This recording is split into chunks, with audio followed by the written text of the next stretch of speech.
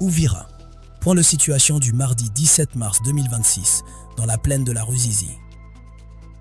Jusqu'à 19h15, heure locale, les deux forces sont restées chacune sur leur position initiale le long de l'axe Uvira-Bukavu. En revanche, le lundi 16 mars, aux environs de 8h30, la coalition rebelle M23 RDF-AFC a surpris les Wazalendo dans leur position de Mitamba. Ces derniers se sont repliés, permettant à la coalition de reprendre le contrôle de la localité. Selon des sources militaires concordantes, les FARDC sont intervenus et ont bloqué toute tentative de progression ennemie à partir du village de Kirungu. Les FARDC occupent toujours l'ensemble du village de Kirungu à l'heure où je vous parle, précise une source militaire. Sur la route nationale numéro 5, les Wazalendo ont progressé ce mardi aux premières heures jusqu'à Sange, dépassant le village de Biriba, tandis que les FARDC étaient positionnés à Kasambura et Runingu, leur position initiale. Cette avancée a toutefois été repoussée par la coalition rebelle, contraignant les Wazalendo à se replier vers leur position initiale de Biriba et Runingu. Par ailleurs, les informations faisant état d'une avancée des rebelles ce mardi